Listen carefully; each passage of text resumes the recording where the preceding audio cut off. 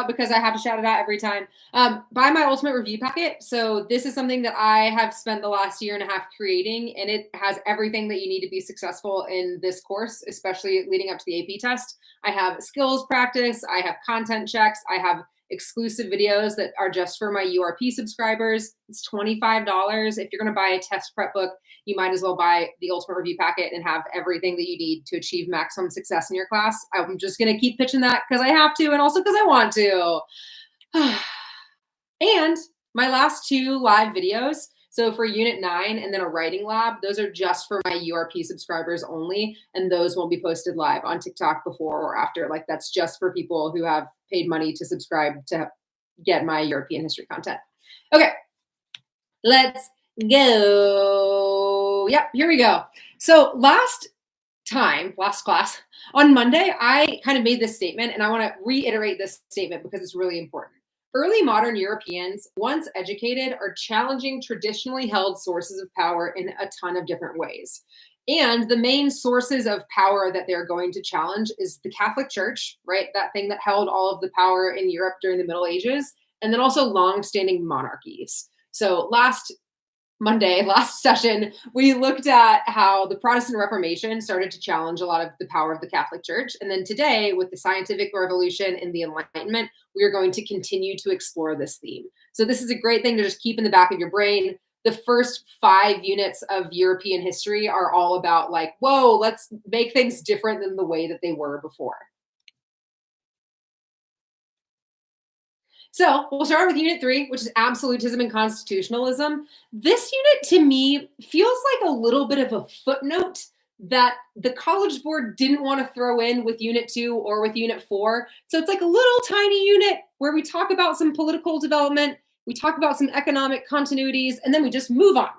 So I'm going to try to cover this pretty briefly. It's fun because everyone loves talking about absolute monarchs, but I'm not going to spend a lot of time doing this. Also, one of my favorite historical developments is the English Civil War. I love it. But there was a DBQ on the English Civil War 2 years ago. So we are not going to get asked a question about the English Civil War anytime soon. Guiding question for this unit, actually I have 2 of them. I think I have 2 of them. What types of political systems existed in Europe during this time period? So we are in period 2 officially, which is 1648 to 1815. And then what are similarities and differences between those governmental systems? So your skill for this unit is looking at comparison. What are similarities and differences, not only between absolutism and constitutionalism as political systems, but also between various absolute rulers. Great. If I'm starting out with contextualization, which by the way, this is how you start out every essay in any AP history course, what's going on in the world so that the content that you are about to give me actually makes sense. That's contextualization. So to contextualize absolutism and constitutionalism, I need to talk about essentially the last couple of units. So just a reminder, these European countries set sail in 1492, connecting the hemispheres for the first time, and that sets up trade routes between Afro-Eurasia and the Americas. And these European countries that colonized the Americas, so mainly Britain, Spain, and France, and then Portugal, right, gets really involved in Indian Ocean trade, start to gain so much wealth from those mercantilist policies from their colonies. So they're extracting resources out of their colonies, they're controlling global wealth. And that is really important to set up absolutism because these absolute rulers really love to do fancy, flashy things with all of the wealth they have to show off how powerful they are. Also, there have been some challenges to political sovereignty after the Protestant Reformation, right? We ended Monday by talking about the Peace of Westphalia and the series of religious wars. And I mentioned that the power that the Habsburgs had over Central Europe started to weaken as a new version of Christianity entered into the scene. So it's not just Catholicism uniting Western Europe, Central and Western Europe anymore. We now have Catholics and Protestants, and that is going to pose a challenge to the political rule of people within, predominantly Catholic countries. So Protestant Reformation ties nicely into that. Okay. So if you were to make, hopefully you're writing notes by hand right now. If you're writing notes by hand right now, make like little T-chart one for absolutism, and then one for constitutionalism. You can do like a little double bubble. You can do like a little Venn diagram. I'm a big visual notes person. And again, I think that helps force you to like maybe compare it and contrast a little bit more than you normally would otherwise. So once you have that drawn, let's talk about absolutism. So absolutism is really straightforward because absolute rulers rule with absolute power. And I think it's easy for us to be like, Louis XIV in his palace in Versailles, he could just do whatever he wanted to do. No one was going to challenge his rule or authority. Nobles were honored to dress him in the morning. And that's true. However, actually, these absolute rulers do have a social contract with the nobility.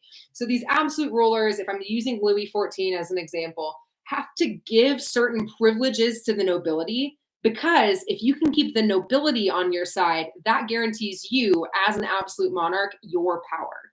So, yeah, sure, Louis can do whatever he wanted to do, but he also recognized the importance of placating, appeasing the nobility to make sure that they were happy enough with him to make sure that he could stay in power. So there is a little bit of a social contract going on with the nobility, really wherever you are, if you are an absolute ruler, because they are giving you power and they are ceding their power to you. So you need to then do some things that benefit them. And, if we're looking at France, well, they had a lot of wealth, and we'll talk about why. And a lot of these countries that had absolute monarchies, especially like Spain, they're just raking in wealth from the Americas, and then they can just throw these lavish parties that their nobility feels like very fancy and fortunate to be a part of.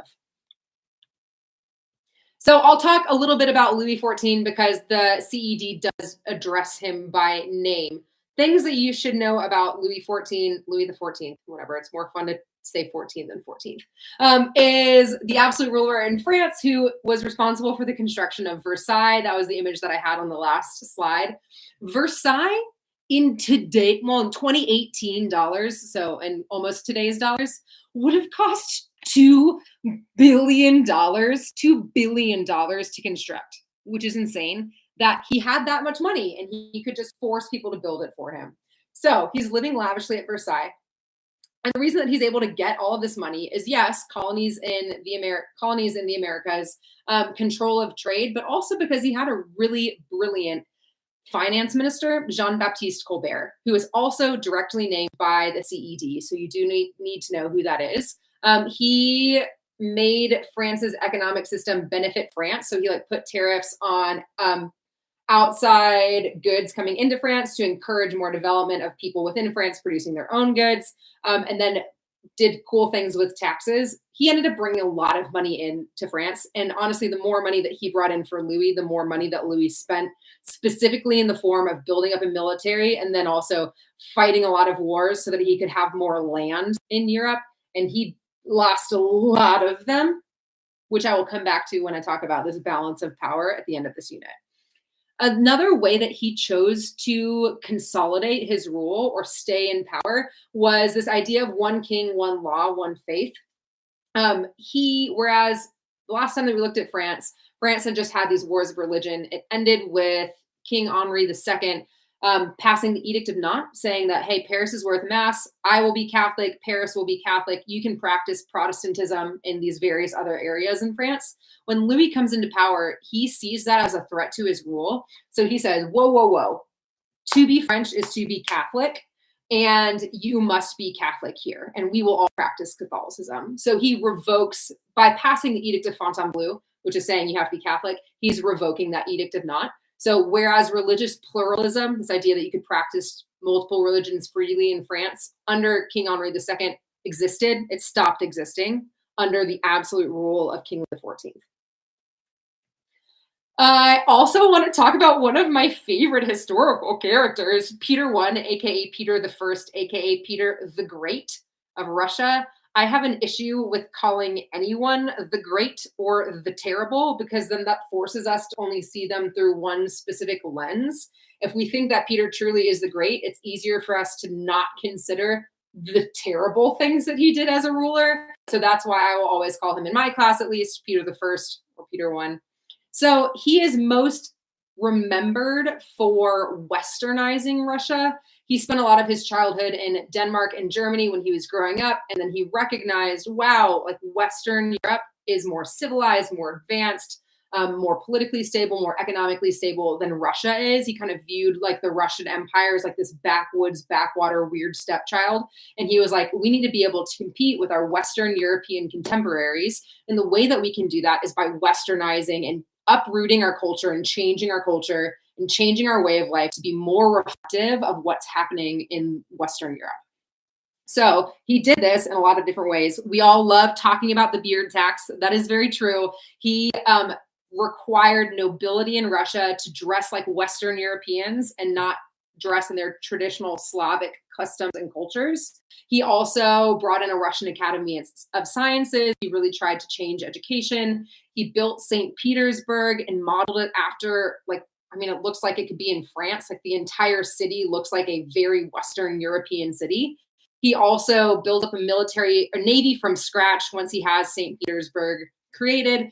And then with his military reforms, he creates a table of ranks, which promotes people based on merit. So how good you are at something rather than just who your parents are. So he really does modernize a lot of Russia from where they were.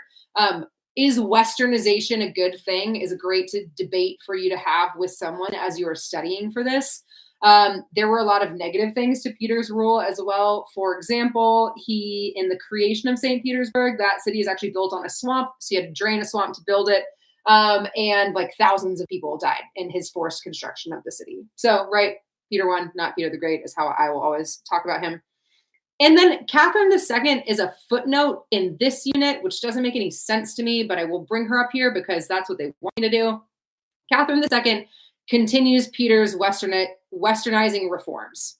So Peter I really wanted to westernize Russia. Catherine II was like, cool, let's also continue that trend later on in history. Okay, yes, perfect. Students, because you are active learners and you are not just passive learners, let's take some time and do like a quick little skills practice. I want you to compare Louis XIV and Peter I.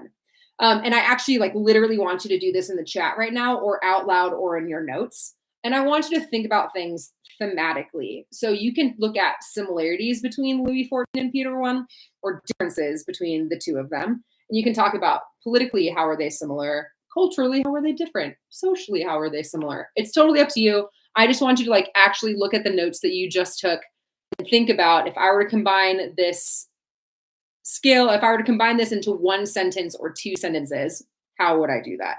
You don't even need to tell me why. I just want you to like point out, here's a thing that's similar between them. Here's a thing that's different between them. And I'm actually going to give you some time now. Quandra, yes, they both rule absolutely. Indeed. I'm going to give you a little time to think about it, and then I'm going to give you my answers.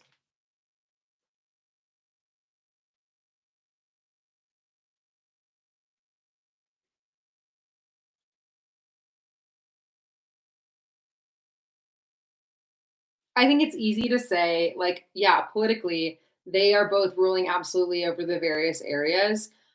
You could say a difference between the two of them is that whereas like Louis really cared about appeasing the nobility, Peter cared way more about making them look and act a certain way because he wanted to catch up with Western Europe. You could say similarly, they both constructed monumental pieces of architecture. So Louis built Versailles, Peter built St. Petersburg.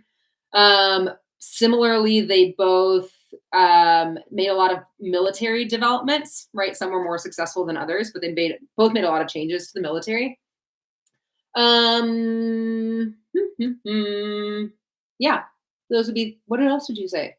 Louis focused more on finances and getting land, while Peter focused on cultural change, like modernization. That's a great comparison. Yeah. And I think, again, like this is something really easy to do on your own when you are studying. Once you go through a unit, it's so easy to pull out like, oh, what a great study skill. Think about the questions that they could ask you on the test because the test is focused on these historical thinking skills, continuity and change over time, comparison, causation. And as you're going through your study, it could be so easy for you to be like, oh my gosh, we just learned about these absolute rulers. Let me take 30 seconds and make like a little Venn diagram that compares and contrasts them. Nice. Okay, let's move on. There we go. So that was absolutism. Let's talk about constitutionalism. Whereas absolute power is absolute power. Constitutionalism is a political system in which the rule is checked by a constitution or a law code. And we see this most clearly in this time period, 1648 to 1815, in England. Because 1215, what happened? King John was like the worst and had to sign the Magna Carta, which puts a check on the king's power, grants the nobility more power, and essentially sets up what becomes Parliament in England. And Parliament existed to varying degrees of success from the 1200s to the 1600s in England. But Henry VIII and definitely Elizabeth I actually worked alongside Parliament well. Like they recognized that they needed to be able to share their power with this other governing body to make sure that everyone within their land was happy. Elizabeth I, love her, dies without an heir. So her cousin, Mary, Queen of Scots, had a son, James of Scotland. James is asked to come into England and rule as the King of England. So this brings the Stuart family tree into England, and he rules as James I, King of England. I'm not going to go in depth into the English Civil War, even though I love it so much. Essentially, James I has a son whose name is Charles I. Charles I is like, I want to rule like an absolute monarch. Parliament's dumb. I don't want to use Parliament to raise taxes, even though that's what Parliament exists to do in my life right now. And then Charles forms an army against Parliament, and then the English Civil War breaks out. And then Oliver Cromwell becomes Lord Protector, and then he captures Charles I. And then he's like, hey, Parliament. Cromwell's like, hey, Parliament. All of you were like loyal to Charles I, so I'm going to kick all of you out, and I'm going to fill Parliament with my supporters. And now that Parliament's filled with my supporters, what are we going to do with Charles I? And they vote to behead him, which I do think is a very interesting thing, because when we think about regicide, the death of a king, it's so easy for us in our brains to be like, Louis XVI, regicide, Marie Antoinette, French Revolution. This happened in, like, the death of a king, the death of a monarch happened in England 100 years before it happened in France, over 100 years before it happened in France. And we just never talk about that. And I bet you can think about why we don't like to talk about that. Anyway, English Civil War. So like that was the English Civil War. Oliver Cromwell rules for a little bit. People are like, yikes, Oliver Cromwell's real weird. Maybe we should just like restore the monarchy, which again, hilarious similarity between the English Civil War and the French Revolution. We were like, we tried, we didn't like it. Let's just restore the monarchy because that was like way safer than what we just did. So they asked Charles I's son, Charles II, to come into power. He's the merry monarch. He does very lovely things. Charles II dies. His son, James II, comes into power. Why is everyone named Charles and James? James is not liked by anyone in England. James also is a Catholic, and England's like, we're not going to do that at all because we have been Protestant for like at least 100 years by now. And rather than having him be like an entrenched Catholic monarchy under James II, they reach out to James's daughter, Mary, who's living with her husband, William of Orange, aka the Netherlands. And they're like, hey, what if you two just come on over here and we'll just make you co-monarchs? And William and Mary are like, that's great, let's do it. And that's the Glorious Revolution. And then they justify their rule by signing the English Bill of Rights, which actually is very important and does set up the basis for, like, I don't know, the Declaration of Independence and Constitution and any other later Bill of Rights. That was really fast. I'm going to pause and see if you have any questions that I just said. Yeah, James Charles Sandwich. James Charles Charles James is what I just always make my students memorize. Basically, what you need to know about this whole slide is that England fought a war to make sure that the Parliament stayed a part of the English rule, and they did, and Parliament did, and then Parliament justified it, and now it's like codified into law in the English Bill of Rights, like that this monarch always has to work with Parliament. Ooh. I actually don't know the answer to that question, Avi. I know a lot of things, but I don't know everything. Okay, let me move on because I'm trying to. Oh, I thought I was going to get through this faster. That's okay. Hey, the political rule, the political exception to absolutism and constitutionalism in this unit is the Dutch Republic. The Dutch Republic gained their independence from the Spanish Habsburgs, so you can kind of see that on this map right here. They are a republic, which means that they are a group of people ruling together, specifically like a Staats General of stadtholders, and they are super wealthy. So it's an oligarchy of wealthy merchants that rule over this Dutch Republic, and they tend to be Protestant, and that fits in line with this Protestant work ethic idea, which means that they believe that wealth accumulation is a sign of God's favor. And boy, do they have just so much wealth, again, thanks to the Dutch East India Trading Company. And they, like anyone who amasses a lot of wealth at once, tend to sponsor a lot of art. So this is also when we see the Dutch Golden Age happen. So Rembrandt, Vermeer, all of those like Dutch painters that you should be familiar with happened during this time period. So that is like a really good thing to, again, when we're thinking about studying, you have absolutism, you have constitutionalism. I think then like know the exception, right? The Dutch Republic is the exception. You can assume that almost everything else is absolute, like is ruled by absolutism in Europe, but then know England a constitutional state, and then know the Dutch Republic as like an actual exception because they're a republic. Balance of power is also something that starts in this unit that continues out throughout the rest of European history. So this balance of power is like, hey, we're all living on the same continent. How do we make sure that one area does not become too powerful to then conquer other areas? So this balance of power is like you wanting to make sure that you have a check on your neighbors because you don't want to ever get conquered by them. This also becomes more important during this time period because the military revolution happens, which just means that they figured out better ways to do military. Also, cannons are involved now. So the key thing that you need to know with the balance of power in this unit is that there are a lot of state, going back to Louis XIV. Louis XIV wages all of these wars against his neighbors, and these neighbors end up forming a coalition against him because they're like, we can't have one country, one empire take our land away. So again, you're trying to like diplomatically solve some problems rather than militarily solve some problems. You do need to know about the Ottomans, the stepchild of AP European history. The Ottomans do try to siege into Western Europe and are stopped at the Battle of Vienna in 1683. Let's say that feels right, 1683. And that ends like Ottoman expansion into Western Europe. So that is a thing that you need to know. Great. Poland. Poland. I love Poland so much, but poor Poland has a really rough go with a lot of European history as well. Poland was not able, the monarch in Poland was not able to consolidate his power, which means that like nobility kind of were able to weaken his power. And then they did not undergo a military revolution. And as a result of that, the three powers surrounding Poland, Russia, Prussia, and Austria, divided it up for its land and its resources. Sorry, Poland. Economic continuities, again, this unit feels like a weird throw everything into it that we can't fit anywhere else. These things are still happening and they're still becoming very profitable for Europe. So mercantilism, this reliance on colonies, is still happening. The agricultural revolution, we can make things faster and better and easier. And also now we have new crops from the Americas, is still happening. And this is slowly starting to, again, have Europe march toward a market economy. And we see that most clearly with the putting out system. It's also called the cottage industry. This picture is a really great understanding of how that looks. It's essentially an old school assembly line. So you have specific people making specific parts of a finished good. So you can even see that there, like it's going to spin in one cottage and then we get woven in a different cottage and then it's finished and then someone else can sell it.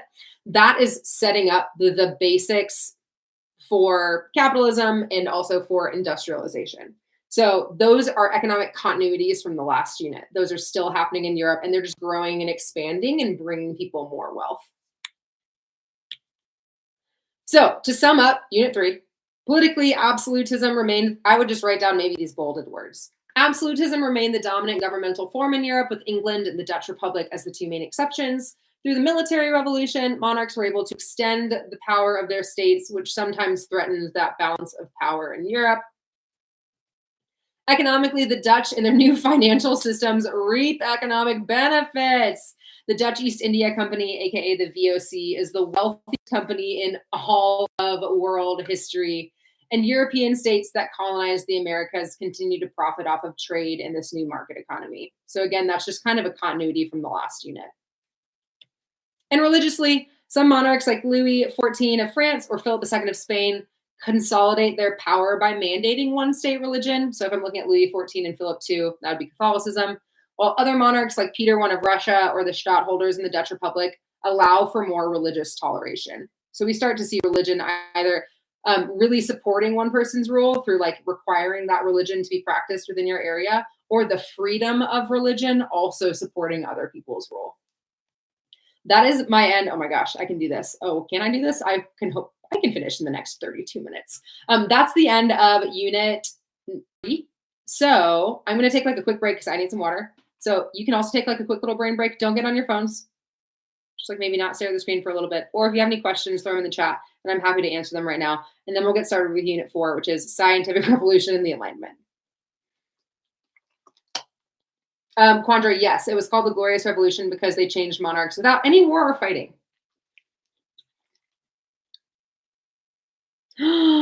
What's the difference between enlightened monarchs and enlightened despots? Oh, there is no difference. It's just how you view them. Do you want to call them a despot because they're an enlightened absolute ruler, or do you just want to call them a monarch? Great question. Albert, do you know? Oh man, Max. Oh, I love the French Empire in Mexico. I was just in Mexico City and I made a whole bunch of videos about that. Well, wait, can I please summarize the Dutch Republic?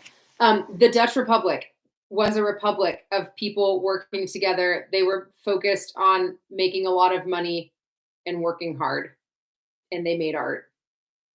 That's how I would do it. And that's really all you need to know is like, they're super wealthy, whole Protestant work ethic thing. They're republic of people. So like you vote on people to lead you, and they make a lot of art and trade a lot. All right, let's do it. Let's move on. Scientific, philosophical, and political developments. So this is our scientific revolution and our Enlightenment. And we're going to go so fast. Let's do it. Keep in mind, right, these scientists and these Enlightenment philosophers are challenging traditionally held sources of power. So with the scientific revolution, like actually the whole way that I've phrased this review is like we're looking at challengers and we're looking at continuers. So people who are challenging the current held belief and people who are continuing the current held belief. What were major continuities and changes in religious beliefs, society, technology, and politics as a result of the scientific revolution and the Enlightenment? So this unit really is a lot about continuity and change. Like I said, like I'm going to be talking about people who are continuing traditional beliefs and people who are challenging traditional beliefs. So if you even in your notes want to make up, again, like a T-chart, challengers, continuers, you can do that. If you want to break it up by theme like this, you can do that because I'm going to talk about most of all of these things.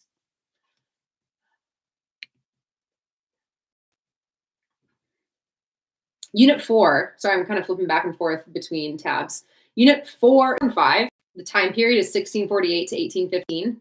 Units 3, 4, and 5, time period 1648 to 1815, is 30 to 45% of your test. So the majority of your test is going to come from units 3, 4, and 5. That's why I think it would be awesome to have a CCOT, like an LEQ CCOT over women's roles during this time period. Again, like this whole debate about women, now that Europe is moving forward in progress, what is the role of women and why is that the role of women? I think would be an amazing essay question. I'm going to briefly skim over contextualization, but I will do in every unit. Hey, so like the Renaissance happened and the Reformation happened and people are like, we don't have to do things the way that we've done it forever. We can have new ideas. And now that the printing press exists and now that more people are literate, we can like share these ideas with each other. That sounds great. That's the contextualization for your scientific revolution and Enlightenment. Oh, and I guess kind of even going back to Greece, like the Crusades and getting these Greek and Roman texts, there are now more diverse academic interests. It's not just a focus on theology, it's a focus on studying other things around the world. And because Europe is now connected to more trade than they were before, they're learning things from other parts of the world. So they start to shift their focus, again, just from things that were based in theology or based in religion, and now they're looking at like secular things of the world. So, scientific revolution starts, scientists attempt to figure out the natural laws that dictate the cosmos. So, like, why is the Earth the way that it is? Why are the stars the way that they are? What can we figure out about why the world works the way that it does, or our solar system works the way that it does? I do think it's really important for me to say, it's easy for us to think that science and religion are not connected. These early scientists, the majority of these early scientists, actually were devout Christians. Like if I'm looking at Galileo wanted to figure out the intricacies of how the world worked because he thought it would bring more glory to God.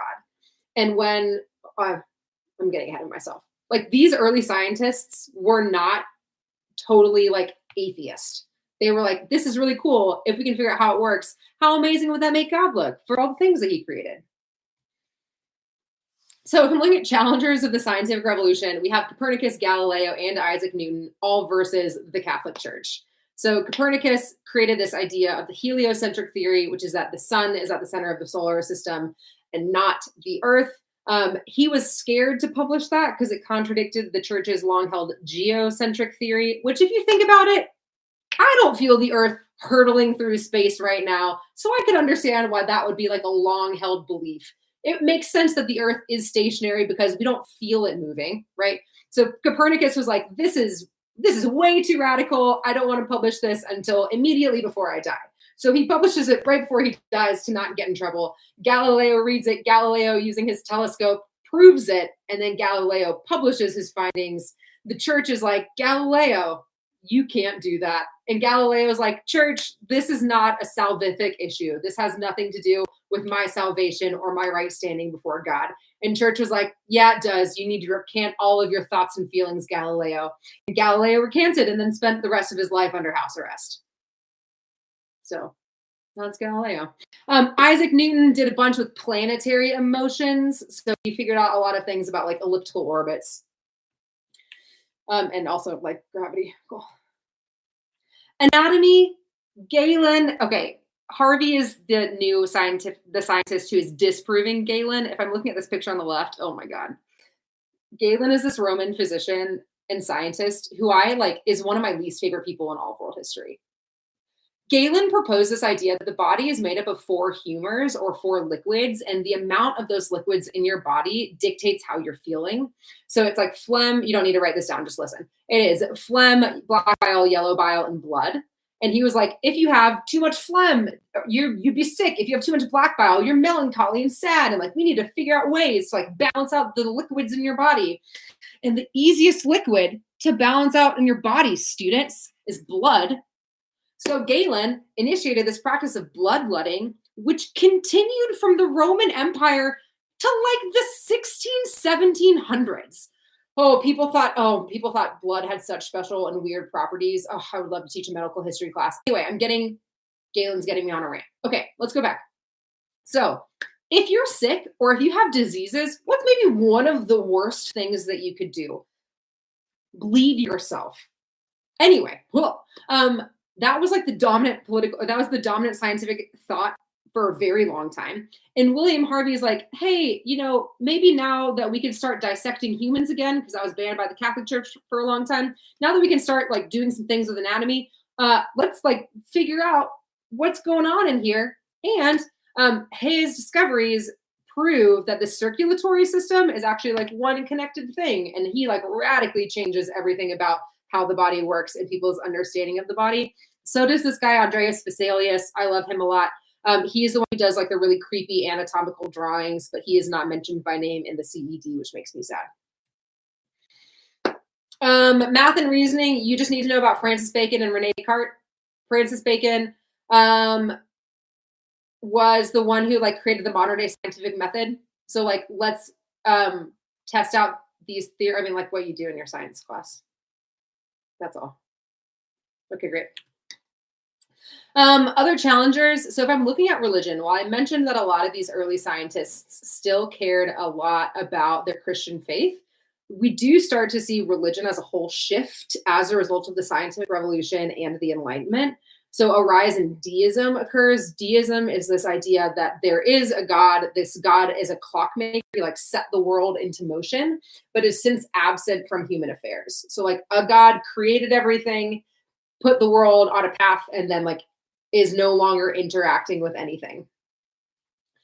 Skepticism, right? You are just like skeptical or questioning of anything. And then atheism, thinking that there is no God. So those things do all emerge as a result of the scientific revolution and the Enlightenment. Also, dualism becomes an important belief, which separates the mind, so like the spiritual and the physical, rather than seeing like the spiritual and the physical as one force. It becomes separate, which actually paves the way for the Enlightenment, and then also like paves the way for like way later on philosophers like Freud and like this idea of like your mind is separate from your body. So that contributes also to secularization, separating your mind and like your spiritual self and your physical self. Continuers. So like I mentioned earlier, even though some of these people are challenging traditionally held sources of power or challenging the church, a lot of these scientific philosophers still think like that there is spiritual forces dictate the cosmos. So Kepler, specifically Johannes Kepler and Isaac Newton, still, even though like they're trying to figure out ellipses and how gravity works and all of that, are like, well, there's still like, it's at the end of the day, like there are spiritual forces doing it. So there are some continuities within the scientific revolution, specifically around this idea that like spiritual forces are still in charge. So, whereas the scientific revolution tried to figure out the natural laws that dictate the world, these Enlightenment philosophers try to figure out the natural laws that dictate human society. And I need you to write this down. I need you to write it down. Religion says that truth comes from God. The Enlightenment says that truth comes from reason. And Romanticism says that truth comes from emotion. And if you can have those things written down and if you can have those things memorized, I think that will help you out a ton on the AP test in general. Religion says that truth comes from God. The Enlightenment says that truth comes from reason. And then Romanticism says that truth comes from emotion. So again, they're just trying to figure out like the kind of the cores of truth and what that means for society. If I'm looking at, let me take like a quick break to answer any questions that you have because I'm going fast. Why does the church dislike the scientific revolution? Because it's like a challenge to their power, right? Like if you are the church and you're like, I believe that if every single thing that the Bible says is true, and I'm looking at this passage in Joshua that says, and the earth, or like, and the sun stood still in the sky. I can't, like, if I were to say anything that contradicts that, that would be me contradicting God. And I can't do that because that is what like the church assumes the highest. So I think the church was having a hard time seeing that like these things can coexist rather than like these things, this is what it has to be. Cool. Okay. I'm going fast. I know. Challengers to the Enlightenment. I broke this down by region. In England, you have John Locke and Thomas Hobbes. You only need to know about John Locke. But I'm going to talk about Hobbes because he supports absolutism. So Hobbes says both of these philosophers talk a lot about the state of nature and the social contract. So a state of nature is how would humans act in the absence of any kind of civilization? Like if we were just all living out in the woods and we had never been touched by like society or government or anything like that, how would we interact with each other? And the social contract is what freedoms do we give up to be in a society with each other? Like what do we owe to each other? Knowing that we aren't in a state of nature, we all have to work together. What are like natural things that we're going to agree to do? So Hobbes, in his State of Nature, said that life is solitary, poor, nasty, brutish, and short. And as a result of people being terrible, Hobbes, who grew up during the English Civil War, by the way, said, we need to have an absolute ruler because otherwise the world would descend into chaos. And our social contract means that we need to give up everything, all of our rights, to an absolute ruler who will rule over us absolutely. This picture right here is a frontispiece, aka the front page of a book that Hobbes wrote called Leviathan. And if you zoom in, or if you're shown this to you in class, the king who's holding a crozier, which is like a religious staff, and a sword, is literally made up of the people. And that's a great picture of like a social contract in an absolute rule. So like you are giving up everything in order to be all of your rights to this king who will rule over you justly. Locke disagrees with a lot of that. Locke says that people are born with natural rights, and those rights are life, liberty, and property.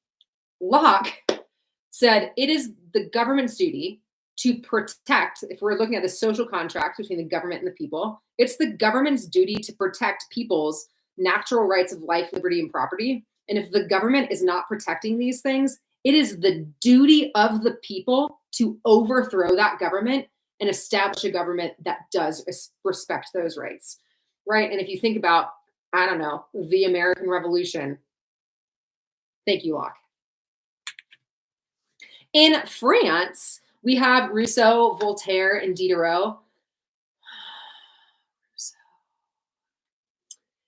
Rousseau, I will say one nice thing about him first. Rousseau cared a lot about child exploratory education.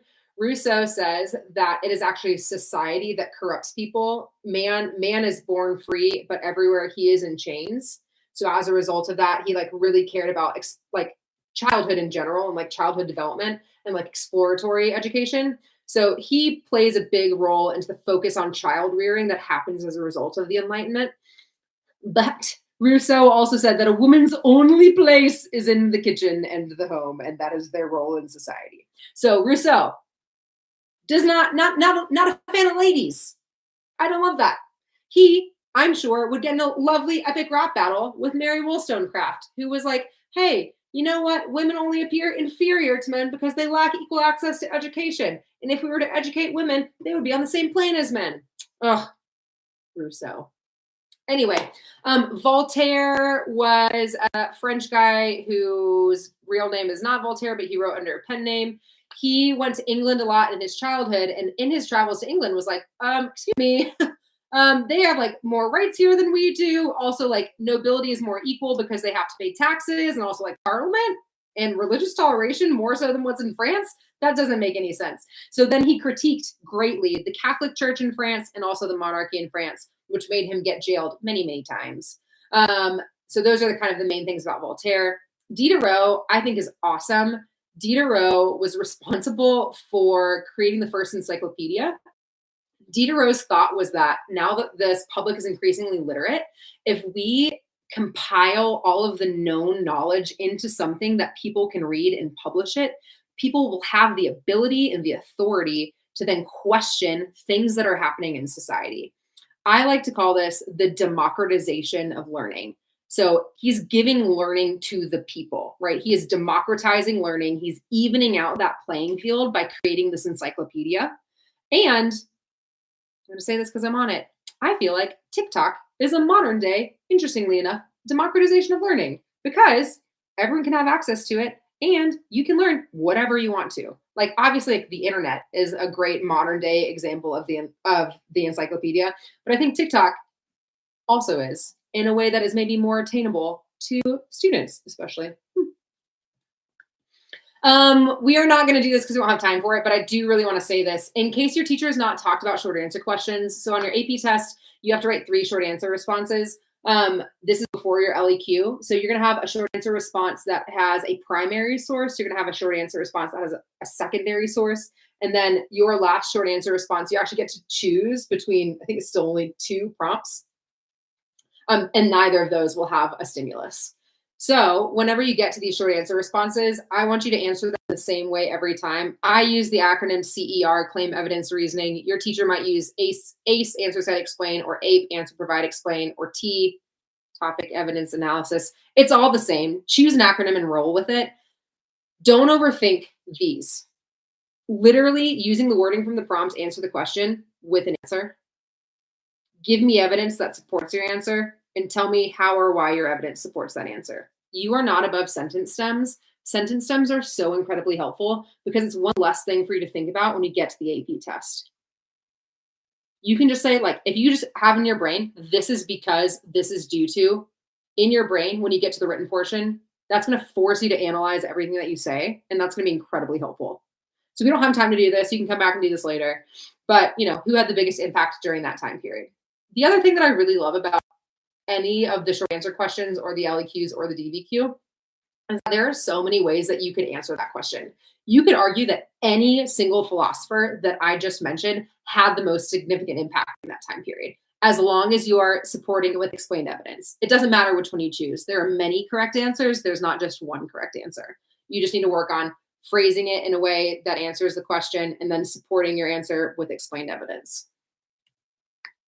Okay, let's talk about these enlightened absolute rulers, or these enlightened despots, if you want to call them that.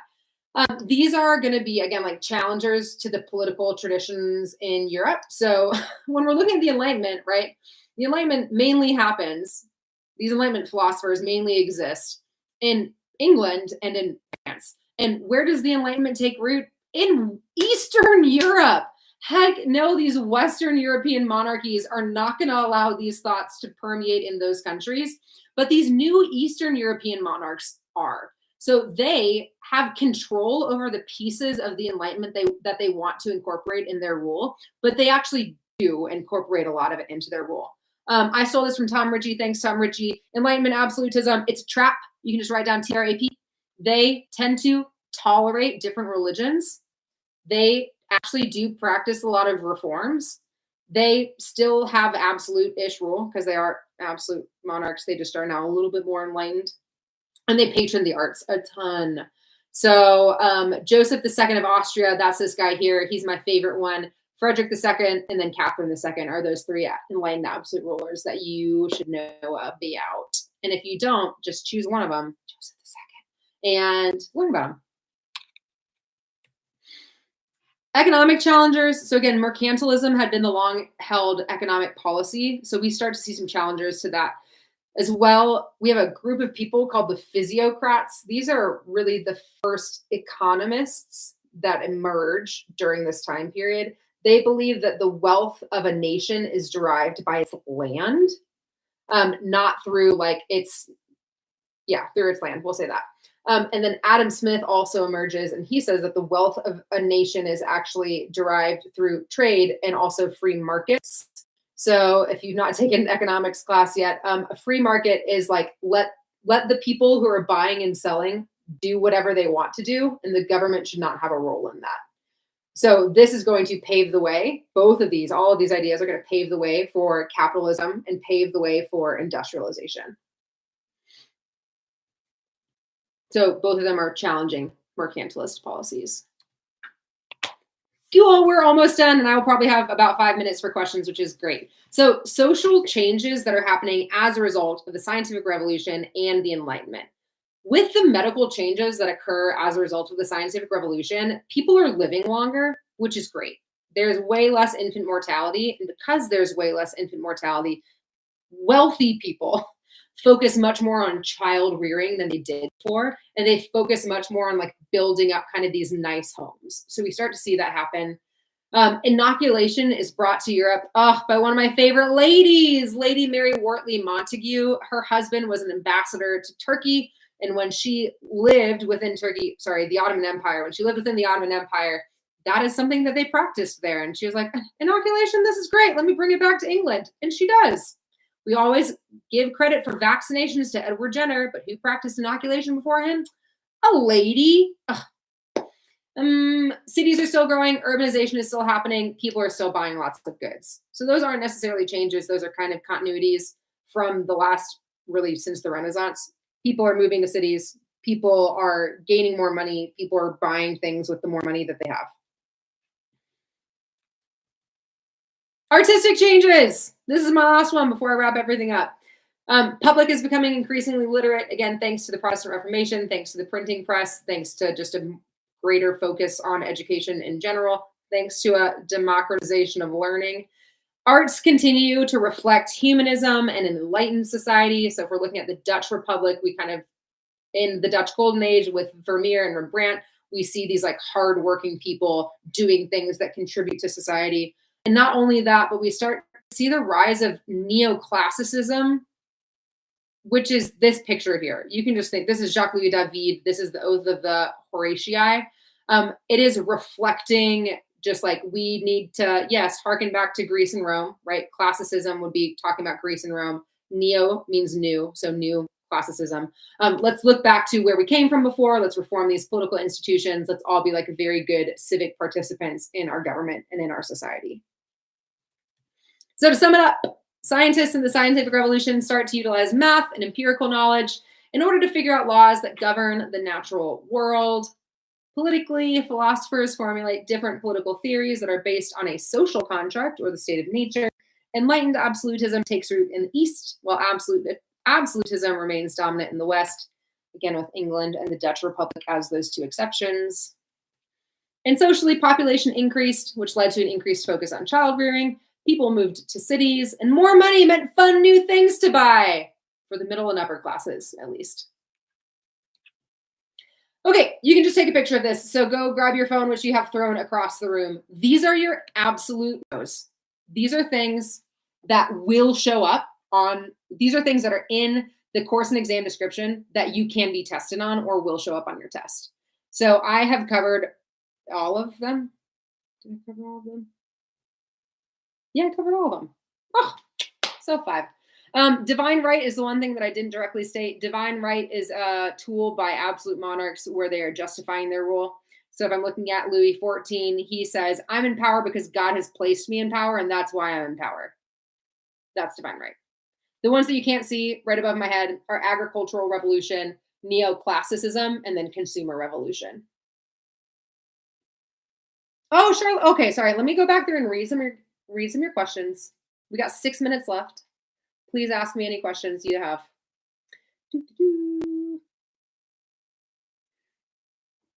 Can I do an example essay with y'all step by step on one of these topics? Maybe at a different time. Not tonight. Oh. Dita wrote the encyclopedia. Get out of here. I'm going to use that in my class. Henceforth, that is so good.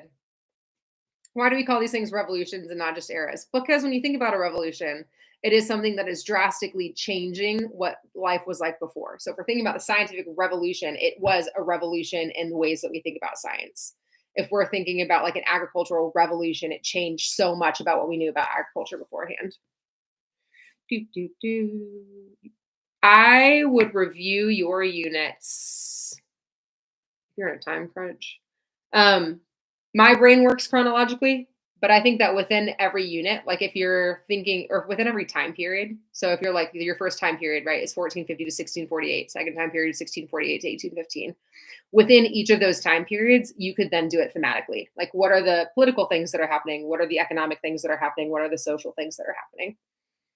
Can I explain how the military revolution affected or had the ability to affect the balance of power? Yeah, countries that developed better military skills, countries that had access to cannons and mobile artillery before other countries did better than other countries.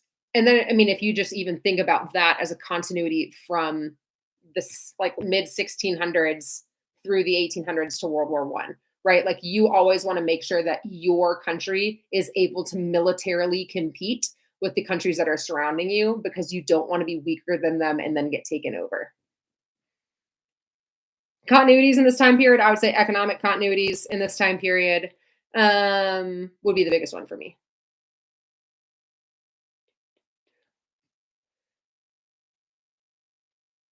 Can I summarize skepticism? Yeah, it just means like you're questioning everything. That's all. Which this continues in later units as well. So you have been taught, for example, this one thing for all of your life. And like, maybe we can approach it with like a new lens. Maybe I don't have to believe this one thing that has been told to me for forever. Maybe I can just say, why is that the way that it is? So skeptics like to ask why.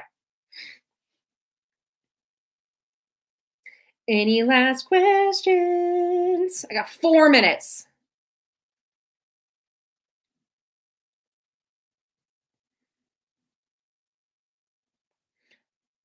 there are 4 time periods, and you don't need to memorize dates. You do not need to memorize dates. And if you do not, I like to think about things. I mean, I think it helps you study better when you're like, okay, 1450 to 1648, first 2 units. We're talking about Renaissance exploration. We're talking about Age of Reformation. That's the first 2 units. That's the first time period. 1648 to 1815 is units 3, 4, and 5, which, I mean, that's where I'm going to stop now because I haven't even gotten past that. So if you can even just kind of break down, these are the political, these are the thematic developments that are happening within each of these time periods, that could be helpful. Just like as a study tool. But you're not going to be asked, what day did this one battle happen? College Board is not that mean. They used to be that mean. They're not that mean anymore. Can I repeat the TRIP acronym? It's TRAP. And I will actually go back to that slide for you. So this is how Enlightened absolute works. Rule. There we go.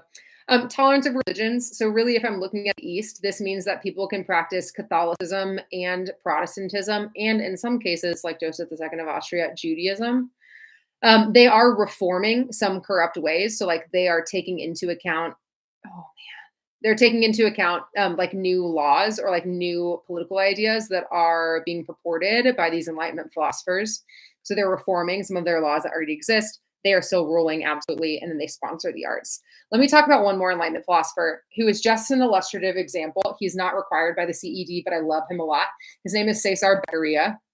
Cesar Beccaria wrote about punishment, and he is the first person in Western Europe to articulate that the punishment should fit the crime, and that torture is wrong and torture is bad. He also had a fun little society that he called the Academy of Fists, which is such a great name. But I talk about him because these Eastern European enlightened absolute monarchs actually adopted a lot of those philosophies. So they were like, oh yeah, torture is bad and wrong. Thanks, Cesar Beccaria, for pointing that out. Let's not do that anymore. In our law code, though, we're not going to do that anymore. Okay, this is it. It's 7 o'clock. I next review over units 5 and 6 on Monday next week. Same time, same. Ooh, patronage of the arts just means that you're sponsoring the arts. So like they would give people money to make cool things. Again, buy my ultimate review packet, like and subscribe on all my things, and I'll see y'all on Monday. Bye.